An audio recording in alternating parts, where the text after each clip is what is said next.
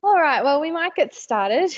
I'm a bit of a stickler for sticking to times and honouring our speakers and being able to make sure that they get as much time as they can to share their beautiful research, and also giving time for participants to be able to ask questions of these two amazing women as well. So for those of you that don't know me, I'm Jack Torres Gomez. I'm the Learning Community Officer at Wyndham City Council. And I'm our MC for today's event on emotional wellbeing, COVID-19 and middle school age children.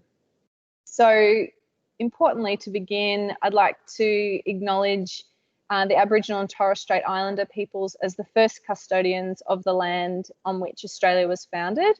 I'm really proud to acknowledge the Wathaurong, Witherong and Burrong people of the Kulin Nation as the traditional owners of the lands in which Wyndham has been built. I pay my respects to the incredible learning, wisdom, diversity and sharing of that learning of past and present elders, both within Wyndham and nationally, including anyone who's a part of our session today. This event is the part of the 5th annual Wyndham Learning Festival. I'll just let people in as I'm talking. And this year's theme is Healthy Learning, Healthy Lives. The Wyndham Learning Festival is led by Wyndham Community and Education Centre in partnership with Wyndham City Council. We all know that COVID-19 has brought some big challenges to all of our communities, wherever we may be calling in from. So we're really pleased to provide this opportunity to bring people together from across the globe in this virtual learning landscape. One of the positive outcomes of the festival being online this year, because usually it's face-to-face, is that we've been able to take Wyndham to the world and also bring the world to Wyndham. So when you can, pop in the chat of where you're joining us from. Also, I'd like to thank Victoria University VU Polytechnic, which is a proud gold sponsor of the Wyndham Learning Festival in 2020. Some housekeeping: we're going to be recording this session, and a recording link and the PowerPoint presentations will be shared in the next few days with anyone that's attended. And please use the chat if you have any comments or questions for Charlotte and Lisa, and our speakers will answer them later in the session. Now, most importantly, I'm going to hand over to our speakers. So first up is Lisa. So Dr. Lisa Mundy is a senior research fellow at the Centre for Adolescent Health within Murdoch Children's Research Institute. Lisa is a developmental psychologist with experience in life course epidemiology. She has experience in developing strategies for participant and community engagement and translating research outcomes into service delivery improvements. Lisa is the program manager of the Childhood to Adolescent Transition Study, CATS, and this is a large longitudinal cohort study following over 1,200 children and their parents and teachers annually, with the aim of improving our understanding of child health, emotional development and school engagement in late childhood and adolescence. So I'll be sharing these bios in the chat and also a link to Lisa's work, so you don't need to remember all this stuff and you can follow up later. So I'm now pleased to hand over to you, Lisa. Thanks so much, Jack, and thanks so much for the opportunity to be talking with you all today. It's a really great opportunity, so thank you very much for the invitation. So I'm going to be predominantly talking about some data that we've been collecting as part of the Childhood to Adolescence Transition Study, which has been tracking children across these middle years. And so I'll be presenting some of the data that we've collected as part of that study. So firstly, the importance of the middle years.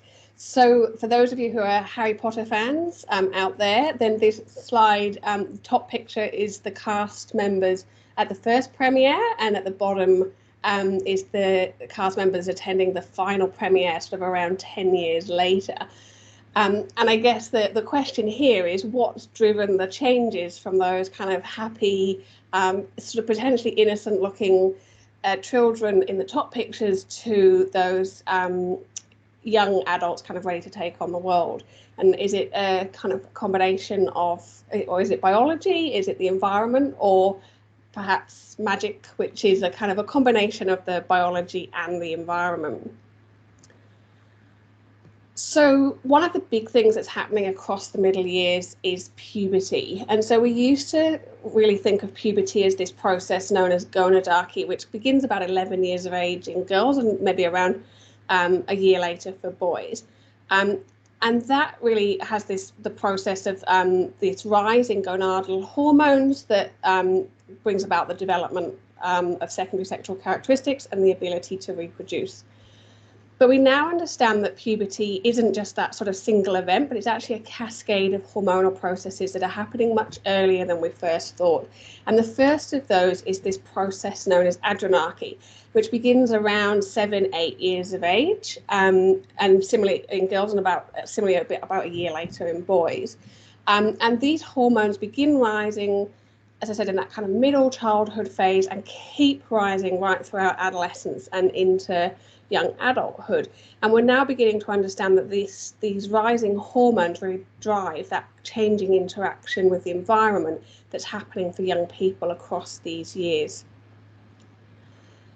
And alongside these hormonal changes, there's also huge changes happening in the brain. So we used to think that the brain stopped developing around 7 years of age, because then it had kind of reached pretty much full adult size. But we now realize that that's not the case. And that actually there's organizational and activational changes that are happening inside the brain that continue right throughout that middle childhood period, right throughout adolescence into young adulthood. So it's a really, really important phase of development. And the pubertal hormones that are changing during this time, we now understand are kind of activating and organizing those brain changes. So it's a really sensitive phase of development where you've got this kind of biological processes happening that are kind of almost a kind of a biological embedding of the environment that's happening for the young person. And for many of you, the next couple of slides will be all too familiar, but we also know that during these years, this is also when we start to see a rise in school disengagement and sort of that start of sort of disengaging from school and school dropout. So you can see here some data showing that increase through those kind of early secondary school years. And when we look at academic performance as well, really despite putting more and more money into the system over the last 10 years, we really haven't seen gains in educational outcomes, particularly for children in the middle years. So there's been some slight increases in grade 3, but really in that when you're kind of looking at those years 5 and 7 and 9, there's really been no changes at all over 10 years, despite that increased investment. And these are also years when the mental health problems really start to begin. So by the age of 14 years, 1/2 of all mental health problems have emerged. And many of the symptoms of those disorders will be emerging well before that, so during those kind of late primary school years. So we set up the CAT study to really try and unpack what was happening for young people during these years. And we've been running this study now since 2012, when students were in grade 3, so they were 8 to 9 years of age in Victoria. And we have followed students across that all-important transition from primary to secondary school. And we followed the same students, and they're now in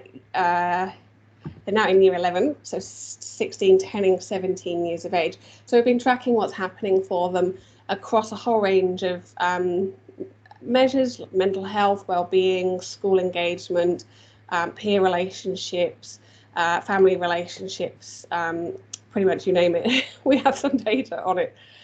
And we've been collecting that information from the students themselves, as well as the parents, the teachers, and also doing some data linkage with things like NAPLAN as well.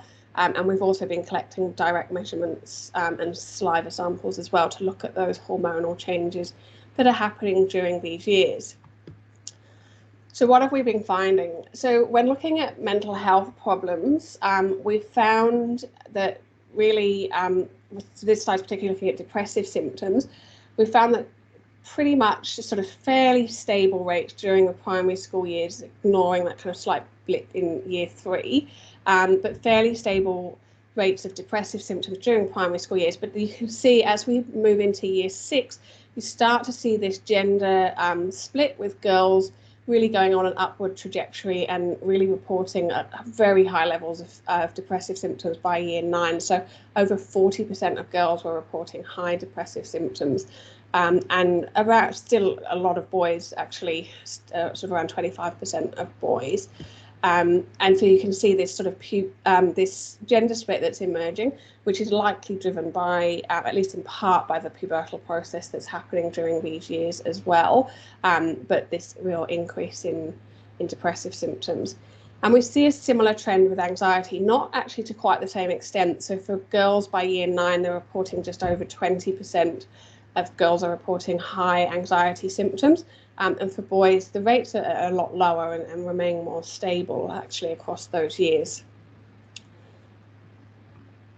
And so we were interested in, as I mentioned, the links between puberty, the kind of pubertal processes that were happening, and mental health. And there's some evidence that those kind of later gonadal changes that are happening are linked with mental health. But really, this is one of the first studies that's been able to look at adrenarche and those early pubertal changes that are happening, and look at the links with mental health.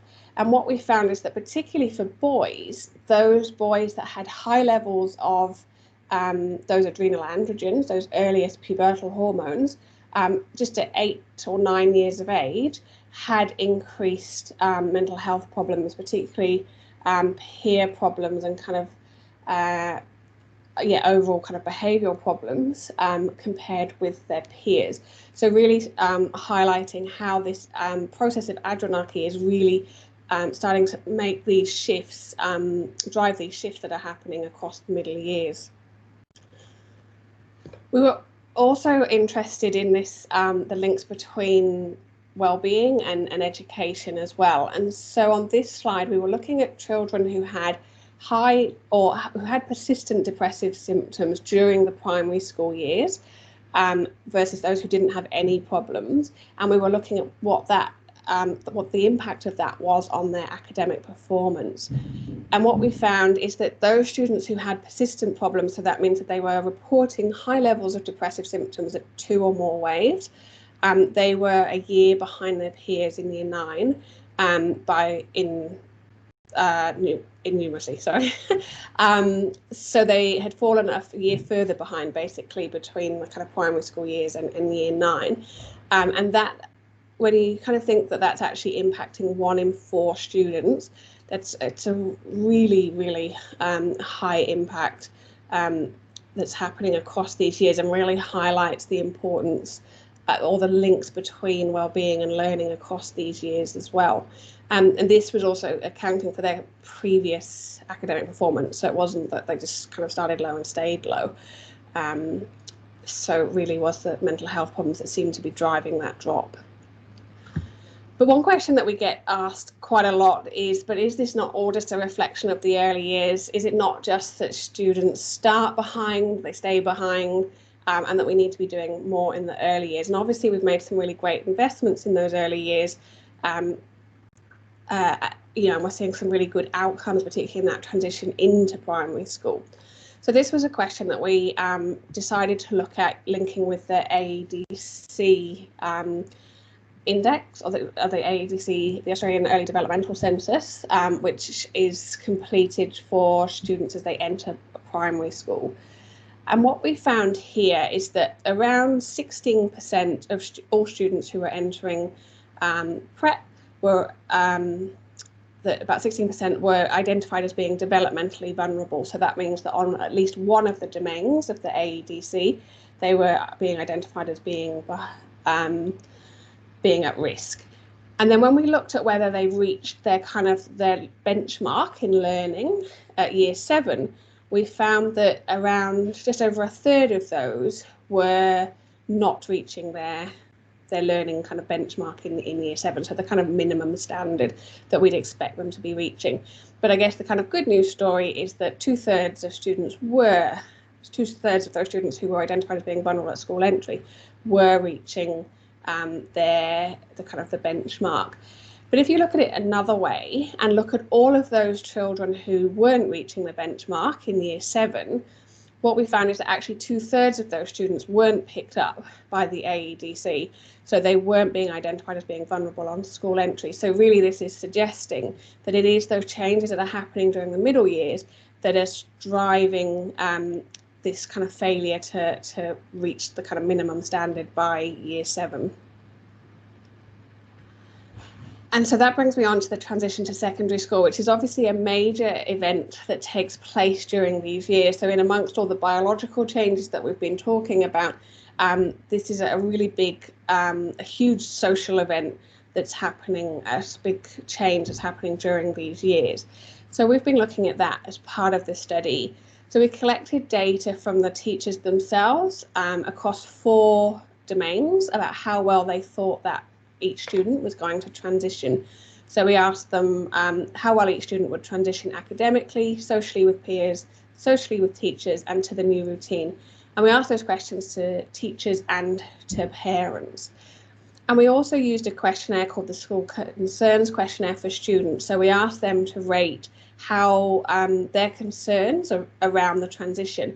And we did this not just in year 6, but also in years 7 and 8. So really thinking about this being a kind of a journey that happens, and not just that kind of one-off event where they're in primary school and then they're in secondary school.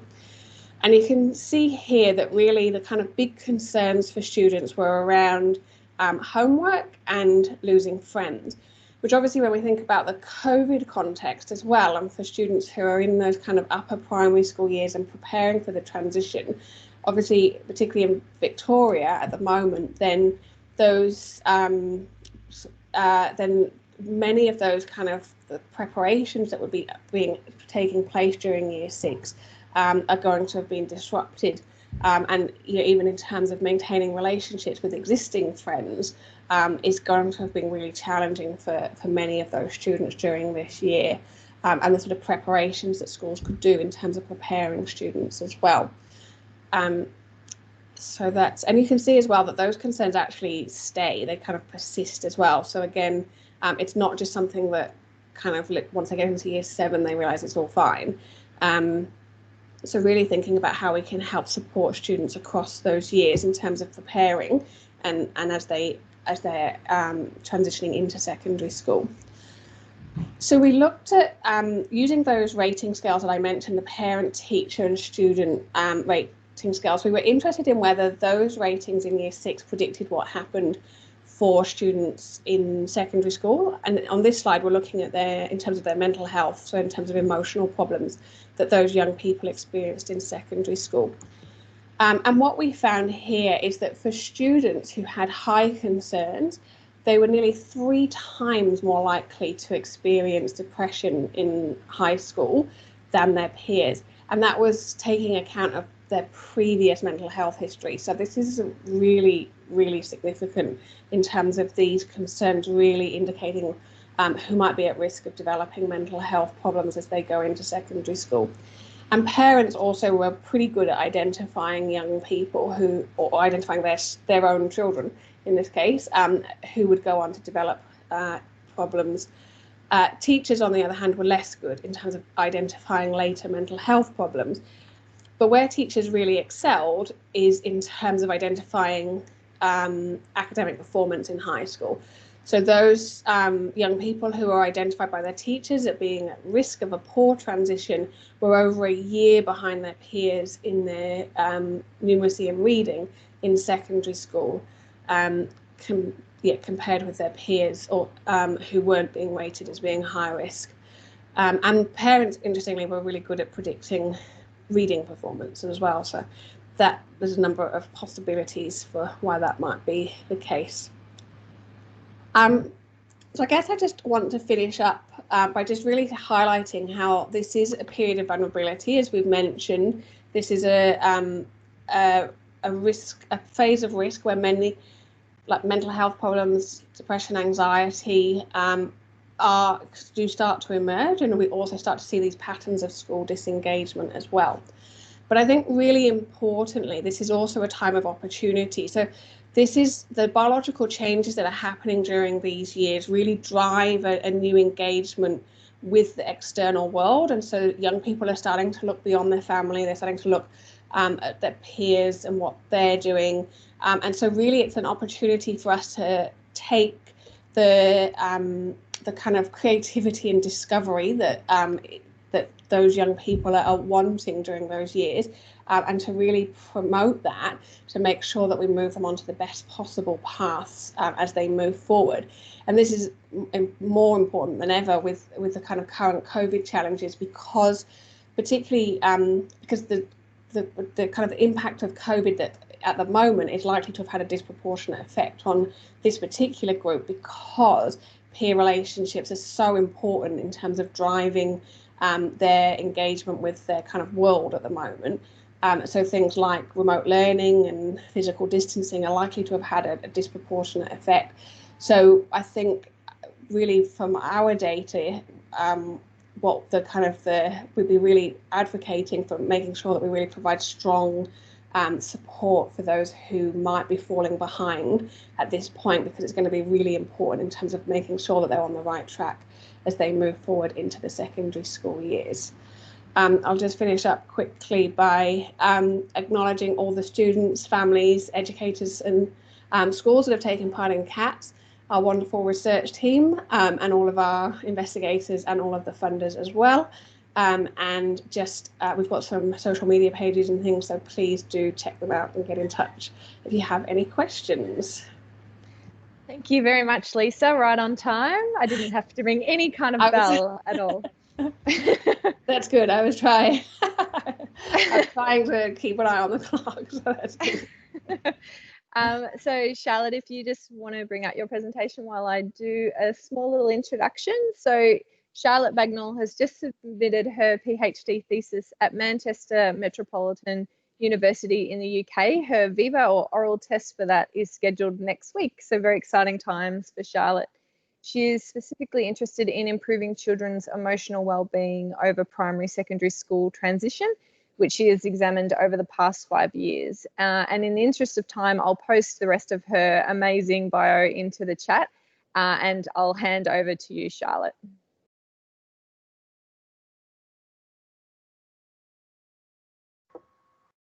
Okay, before I start, can everybody see my slides? Yes, can everybody hear?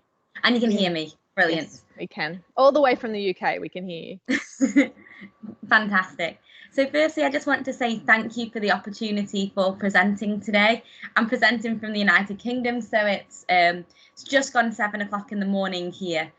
And what I'm going to focus on in my talk today is how we can support children over primary to secondary school transition in the context of COVID-19.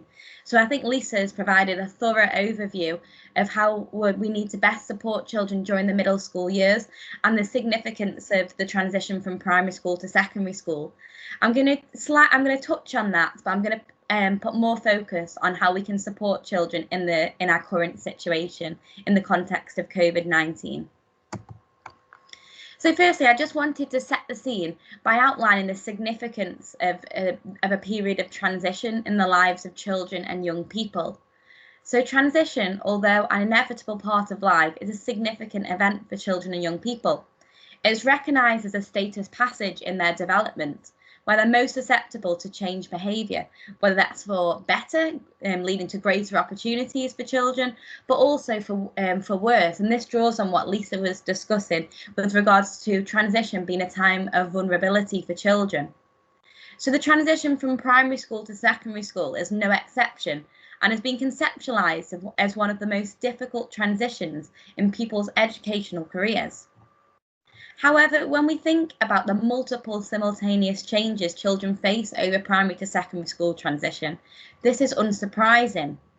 For example, children face significant academic discontinuity when they move to secondary school, and this can pertain to the way children are taught to what they're taught when they move to secondary school, which is often more performance oriented. Children also face significant relational instability, and this can begin from as early as year 5 in the UK. So children transition to secondary school at year 7. But what we often see is instability in relationships from as early as year 5, when children receive school choice decisions. So when they decide what secondary school they're going to. As a result of this, they instrumentally use social capital to move closer to classmates going to the same secondary school as them. Children also face significant environmental change, and these may be formal changes relating to the size and the structure of secondary school, but it may be informal changes relating to the climate and the ethos of secondary school, which is likely to be more mature. Many children also negotiate puberty alongside primary to secondary school transition, meaning they are negotiating two key rite of passages simultaneously. And when you negotiate two key rite of passages together, they're likely to have a greater impact of negotiating a single key rite of passage, so puberty or transition. And then finally, children also face significant organisational adjustments. Maybe that's packing the bag for the first time, or it's taking themselves to school. So this year, following the international outbreak of COVID-19, transfer children face additional change and uncertainty on top of this. So following the abrupt closure of many primary schools in the UK, Year 6 children's school trips and leaving assemblies were cancelled. And this resulted in missed opportunities for primary school children to say goodbye to classmates and teachers. National assessments were also cancelled in the United Kingdom, which all had worked tirelessly for. And much needed transition preparations, whether that was visits to prospective secondary schools or the timely and sensitive emotional centred support, which we know that children need during this time, was also unable to take place due to the outbreak. So the additional stressor of COVID-19 is likely to heighten the negative impact of primary to secondary school transition. So now I'm going to discuss on what we can draw from psychological theory when thinking about navigating school transition, but also COVID-19. So firstly, if we think about the strength model of control, this model posits that our ability to cope is shaped by the number of stressors we have in our lives. So when we think about the simultaneous stresses children face over primary to secondary school transition, it's likely that COVID-19 is presented an additional stressor for children this year, and it's unsurprising to see how that may have a negative impact on children's ability to cope, as again their resources are stretched even further, now having to sort of negotiate the additional distancing measures inherent with COVID-19. During the end of primary school, starting to negotiate homeschooling in the UK. So these were additional stressors children face this year. What's also particularly interesting about school transition and also COVID-19 is that whereas adults see major life events as more traumatic, so in the case of school transition, this would be the transition to secondary school in itself. For children, daily hassles are more stressful, especially if they accumulate, coexist and persist, which is what is commonly shown over primary to secondary school transition. So these daily hassles may be a disagreement with peers, it may be getting lost, it may be receiving a bad mark. And COVID-19 is again likely to present an additional stressor for children, as children not only have to adjust to the new secondary school setting inherent with the transition, but they also have to adapt to new ways of learning inherent with COVID-19. So navigating the multiple changes along with the reduced support associated with COVID-19 in the lead up to the transition period is likely to have a negative impact for many children. And this draws on Coleman's focal theory of change, which highlights the importance of gradual change for children and the need for additional emotional centred support when rapid change cannot be avoided. So therefore, there is a need to address the negative impact negotiating two major changes, so COVID-19, in addition to school transition, is likely to have on children's short and long-term adjustment and emotional well-being. So as Lisa outlined, school transition is a significant event for children which can have a significant impact on their short-term emotional well-being, but also thinking about their long-term mental health.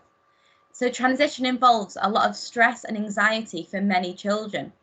And COVID-19 this year is likely to heighten the negative impact of primary to secondary school transition. So as part of my PhD, I've conducted 3 preliminary research studies.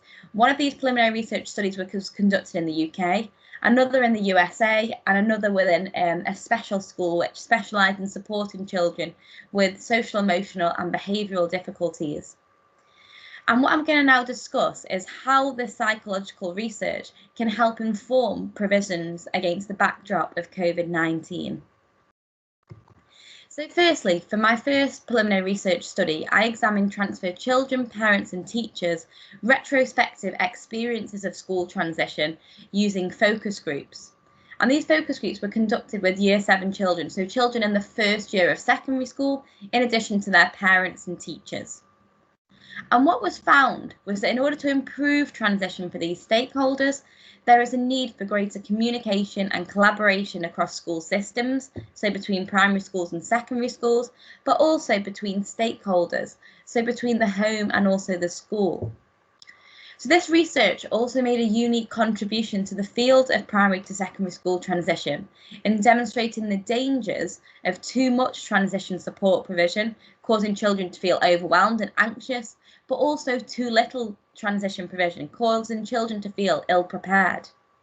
So these findings emphasise the need to manage children's expectations and emotions gradually and sensitively, with a balance between exposure and consistency. What was also particularly interesting, and what draws also on Lisa's research, is that peer support is crucial for children, but it's often misunderstood by adults. So peer support was discussed a lot within the child focus groups, but it was rarely discussed within the parent and the teacher focus groups. So seeking support from adults is deemed harder also for children at secondary school. So the children in the focus groups discussed how seeking support from their teachers, but also parents, may change when they transition to secondary school, and having difficulty in how to manage these changes. So how can this insight from this first preliminary research study inform what we do in this unusual year against the backdrop of COVID-19? So I've listed two main recommendations. So the first recommendation is that the present findings illustrate the importance of continued support between primary schools and secondary schools, in addition to between schools and also parents, despite school closures. And this will enable the progression from primary school to secondary school to be as smooth as possible. Discussions between Year 6 children and parents or relatives can also help prepare Year 6 children for their move ahead. However, it's really important that these discussions are sensitive and child-led, as too much discussion can be just as harmful as too little discussion, causing children to feel anxious and overwhelmed. So for my second preliminary research study, I conducted case study research in the USA to examine the significance of transition timing. And the reason I selected California in the USA was because schools within this area followed both two-tier and three-tier school systems. So they had two-tier school systems in that children made just the one transition to high school at age 14.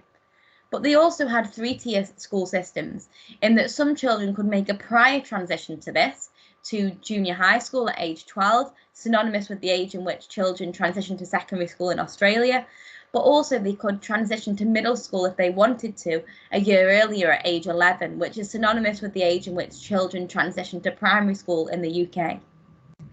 So what was found through this case study research was that school transition in the USA was presented as a progression, as a step up, as a continuation in children's development, as opposed to a loss, which is what is commonly shown in the UK.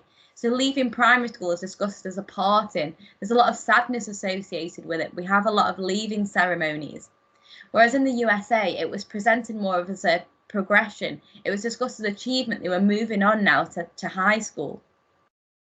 What was also shown was that the earlier the children made the transition, so a transition at age 11 or 12, was harder as opposed to a transition at age 14. But I think what's particularly interesting, particularly when we think about the school system in Australia, is that there was shown to be a difference between a transition at age 11 and transition at age 12, in that the 12-year-olds were discussed as more ready for the transition. They were discussed by teachers as having fewer problems when they made that transition to junior high school. They faced fewer peer disagreements and academic challenges in comparison to the 11-year-olds. So it suggests that a transition at age 12 may be better for children in comparison to a transition at age 11, which is what we currently do in the UK. Children transition to secondary school at age 11. Attitudes were also split between stakeholders as to whether two transitions were better than one. So adults preferred one transition, so they felt that children needed consistency during the elemental middle school years and felt that keeping the children in one school was the best. So they preferred the children to just make one transition at age 14. However, children preferred the two, and they felt that a prior transition to middle school or junior high school helped to provide the coping skills and sort of the readiness for their next transition to high school. And again, these findings have implications for how we can support children against the backdrop of COVID-19. So it's important that we help children to manage feelings of loss, even more so now, given the sadness that will be associated, particularly in the UK, with the missed opportunities transition children will be experiencing as a result of school closures just before the end of primary school. Discussions also need to be focused on moving on to help children come to terms with the loss of leaving primary school, but also looking ahead to the new and exciting opportunities at secondary school. Specialised support within the school environment was discussed as the gold standard in the USA, so they had school counsellors to help prepare children for their transition to high school. However, what's to say that the school environment only constitutes the physical stature of the school, and virtual transition work such as live tours of the secondary school and moderated discussions between children and primary and secondary school staff can be incredibly helpful for children as they're navigating school transition during this unusual school year. So finally, I also conducted some case study research within a special school to examine how children with pre-existing emotional problems cope with the added apprehension and anxiety that comes with primary to secondary school transition and how they are supported. And these findings have implications on how we can support children within mainstream schools who may face the same concerns over primary to secondary school transition, but may express them at a lesser degree. So what was shown was that with this research was that children with social, emotional and behavioural difficulties were shown to negotiate more structural changes and support across school transition. So they found the transition from primary school to secondary school to be a bigger leap. What was also discussed was the need to balance children's short-term emotional well-being in primary school, so they feel both a sense of safety and belonging, but also providing them with the coping skills and confidence to feel ready and prepared to move on to secondary school, so that children's sense of safety and belonging can also be nurtured there. So again, these findings have recommendations for navigating school transition and COVID-19.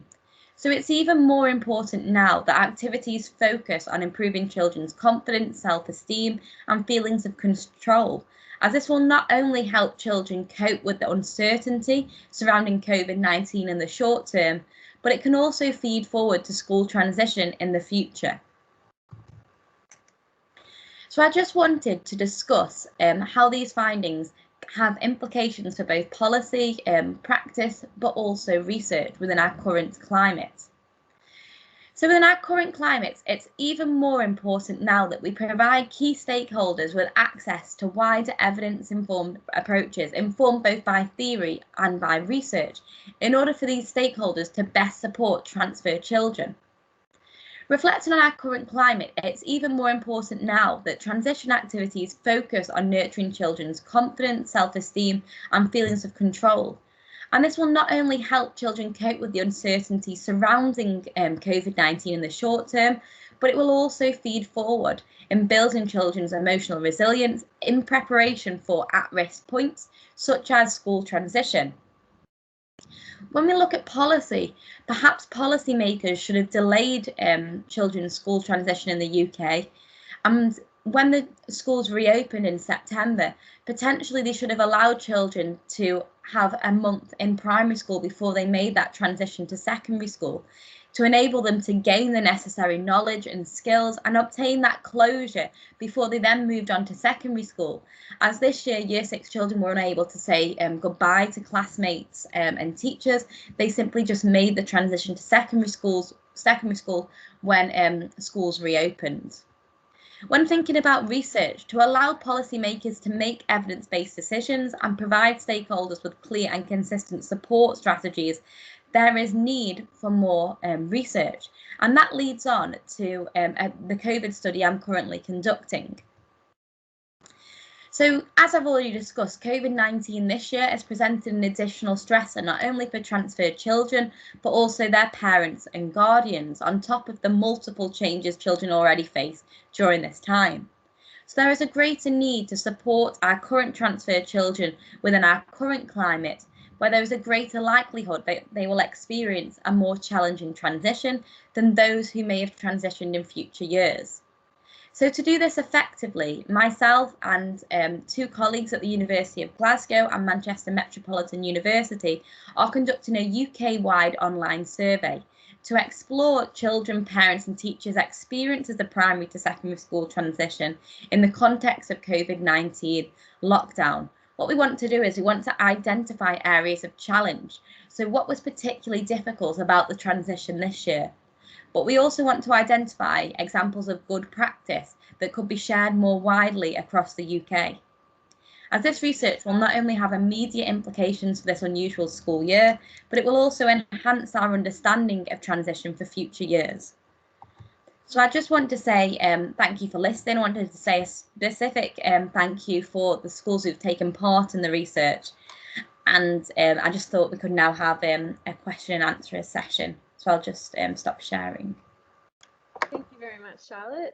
If anyone has any questions for Lisa or Charlotte, feel free to turn on your mic and camera if you will. And you can ask questions. We've got a nice intimate group here, so it's allowing us to have one-on-one with these amazing researchers. So does anyone have any questions? I feel like I'm a school teacher.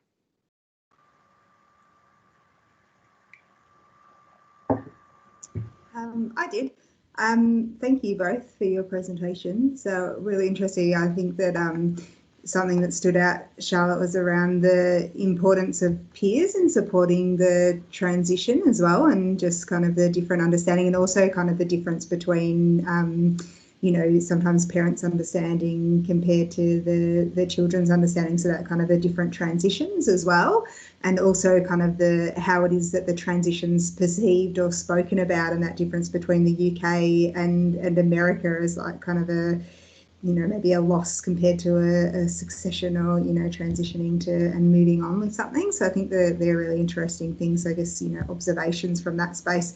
And Lisa, I think that, you know, it's really interesting about the AEDC data and how, in terms of that being an indicator of children in the middle years and that transition, that you know, we're not necessarily talking about the same children that we might be looking at in that early year space, to kind of then when we get to that later transition from primary to secondary, which is interesting.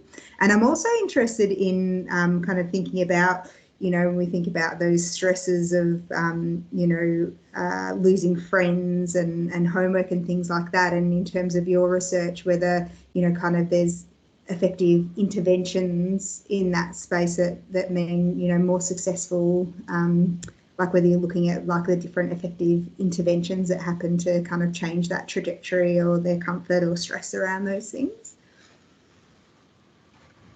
Yeah, lots of good points there. Thank you. Yeah, no, I think the AEDC data is really interesting, and I think really kind of highlights the importance of, you know, really we need like a middle years census as well, in terms of really being able to identify which kids are on track and which kids might need some extra support as they prepare to kind of make this transition through secondary school as well. So was that something that was proposed? Were they looking at like developing? Yeah.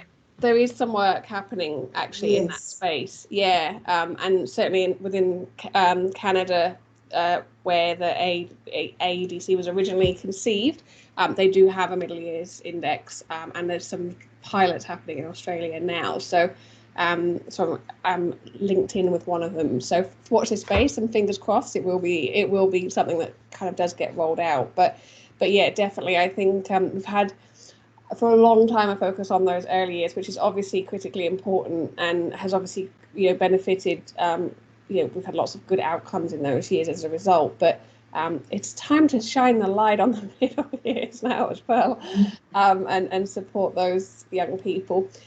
In terms of interventions around kind of how we can best support young people, there are things, you know, like just kind of practicing around kind of having small amounts of homework in primary school, that sort of thing, which actually has been shown to be associated with better outcomes. And I know it's interesting talking to different schools and things. Some are very shy away from that, and others, you know, kind of, you know, they think it's better not to give the kind of primary school kids homework. So, but there definitely is some evidence that kind of just giving those small amounts of homework, you know, starting to kind of use timetables, and even just having like different teachers teaching different, just, you know, even just little different lessons.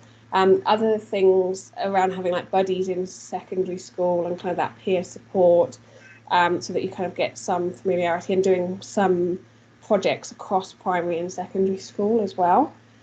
We're actually starting a trial next year, which is funded by Vic Health, which would be great to talk to everyone here about, which is really trying to design with all kind of the key stakeholders in this space, an intervention that really aims to support wellbeing across those years. So yeah, so please do keep in touch if anyone's interested in kind of being involved with that work. So hopefully in kind of a year, 18 months, we might have something more to say on that as well. In terms of that work, Lisa, I don't know if it's it'll be useful, but through my PhD, I've designed an intervention to exclusively focus on children's emotional wellbeing over primary to secondary school transition. Oh. So I don't know how many of the lessons will sort of have implications when thinking about the whole middle school years, as some lessons are very specific to school transition.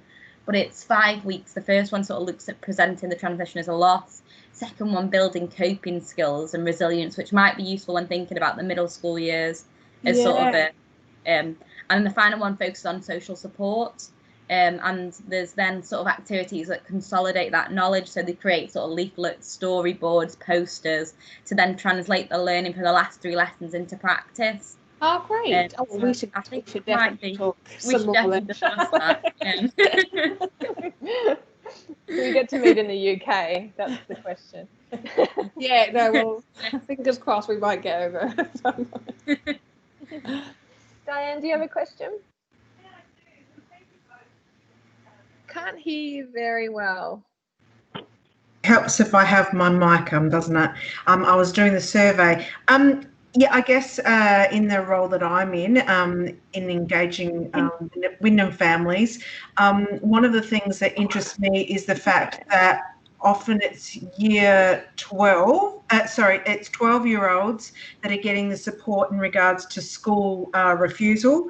And under 12-year-olds, there really does seem to be a very large gap in giving that extra support. And yet this research is actually showing that it's probably those earlier age groups, and, you know, that the transition is quite significant in that, you know, years 11 and years 12, and that they're better off transitioning into high school at age 12 than age 11, but also that, you know, that extra mental health support, that extra, you know, advocacy, all of those sorts of things seem to have been more missing in the age group that we're specifically talking about, those earlier age groups. You know, what was it, 40% of girls reporting depressive symptoms at year 9, and 20% of girls high anxiety, like, you know, those.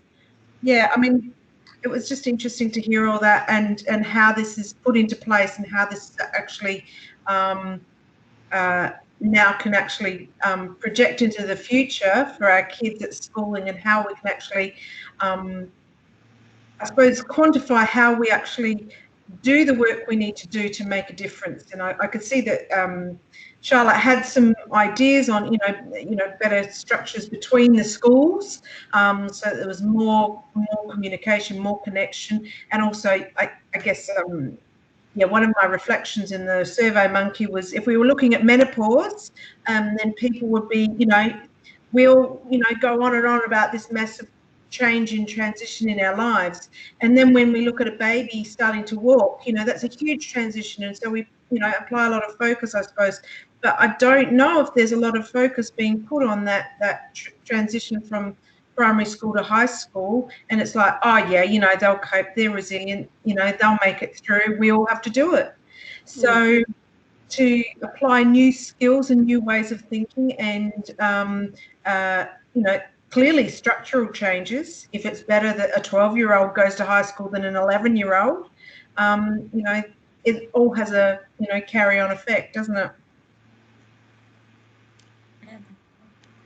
Yeah, it certainly does. And you're exactly right that really the kind of that transition from primary to secondary school has been really neglected. So there was a Victorian Auditor General report that was done in, I think it was 2015 now, so it's a few years old, but that really highlighted that there was really good focus on the kind of education transitions into school and out of school, but this kind of transition from primary to secondary school was just totally ignored. And so I know the Victorian Department are doing some work, and we've done some work with them around trying to improve it, but there's a long way to go. So yeah, I completely agree. And I think there's often quite a lot of focus around sort of the academic changes children will face over school transition and sort of the social changes. But I think what's often neglected is their emotional well-being.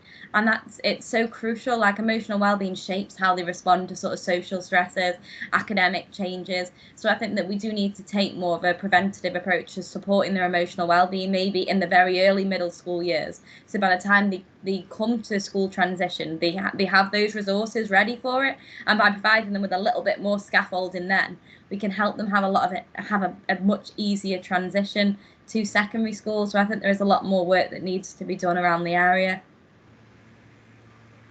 Yeah, great. Diane? Yes, sorry for that. Ironically, both Dianes were having problems with our microphones, and I was going to ask a very similar question. That idea of, Charlotte, when you were quite specific that 12-year-olds have a much better, or much more successful transition than 11-year-olds, and I wanted to ask, what do you put that down to? Is there such a significant, I don't know, is there such a leap in maturity or development from 11 to 12, or and I guess linking to that, I suppose what sort of scaffolding or measures can we as a community be putting in place, or we as parents be anticipating for those years? So in terms of the age, so what I found was, so this research was, it was conducted in the USA, so you have to sort of take into account the US context as well. But what was shown was that in the middle schools where the children transitioned at age 11, or they could transition at age 12, what the teachers discussed was that the 12-year-old wasn't such a big leap for them. They sort of had the maturity, they had the coping skills. So they said there were fewer peer disagreements that they had to get involved with the 12-year-olds in comparison to the 11-year-olds. If the 12-year-olds sort of received a bad mark or didn't get into the class they wanted, they were able to cope with it a lot better than the 11-year-olds, who they had to sort of nurture a lot more. They discussed them having meltdowns, the 11-year-olds, where the 12-year-olds didn't really do that as much. And they also discussed how the 12-year-olds and the 13-year-olds, so the next age group in the school, would play with each other at sort of break times and lunchtime, whereas the 11-year-olds, they compared to sort of a lone wolf. They didn't really have those skills yet to sort of integrate really with the older children. And I think that's maybe why it's such a big transition for the children, because they feel like they're at that point at 11 and 12, they haven't really got that those skills to sort of integrate themselves within the secondary school environment, whereas going maybe a year early might be a bit more helpful for the children, particularly that sort of if they go at age 12, that passage will be from 12 to 13, so the early teenage years as well. When thinking about sort of what schools can do and what parents can do, I think discussion is elemental during this time, encouraging open discussion between children and parents and children and teachers. But I think one of the main things to take into account with that is making sure it has got a continuum, so not too much discussion, as this can cause children to feel overwhelmed, anxious, too much all in one go. I think it needs to be gradual and sort of led by the child, as some children may not want much discussion around school transition. That might make them even more worried, whereas others may need to sort of voice those concerns. So I think we do need to take more of a child-led approach when thinking about school transition. That's great. Yeah, thanks. I loved that idea of, I mean, it was in the COVID context, the idea that you had around the primary school kids going back to, just to sort of say goodbye, or, to have that feeling that they had finished off. And I wonder, I know that a lot of secondary schools here have an orientation program where the grade sixes might go and spend some hours or days in the secondary school. But I wonder, using a similar sort of, in reverse, maybe if that sort of orientation could be beefed up a little bit, there might be the chance to not just become familiar with the new school, but to, perhaps make some connections or have an opportunity to make, some new friends in that sort of larger pool of kids. Yeah. Yeah, I think just this year, like usually what we have is we have moving on sessions for our year 6 children within the primary schools where they can visit the respective secondary schools, and we also have leaving assemblies so children can sort of say goodbye to primary school. But I think this year, because we had school closures from March up until really July, most children started back at secondary school in September, which means that the children who were making that transition that year didn't have an opportunity to say goodbye. It was just very sudden. So I think what maybe could have been done better is providing those children with a bit of time in year 6 to get themselves ready for the transition, and maybe starting them in, say, October in year 7. So I think that maybe would have been more helpful for them this year. But again, we've got to think that this year is quite an unusual year in terms of everything that's gone on. That's great. I'm really aware of the time, even though I could stay talking with you for hours and hours. It's really, really fascinating. So I'm going to wrap it up, and I've put Charlotte and Lisa's email contact, and also you can find them on LinkedIn in the chat. And it certainly was really interesting to hear from you both, and for you to share your insights and your just your research. I know you've both got some very interesting things coming up in your lives over the next few months. So good luck to both of you with that. And, Thank you. We'd love to continue collaborating and connecting. And I'm sure that the others in this meeting would love to connect as well. So let's cook up a project, as I often say, stay in touch, and let's just keep these conversations going so that we can support our young people. So thank you very much, everyone, and have a lovely evening.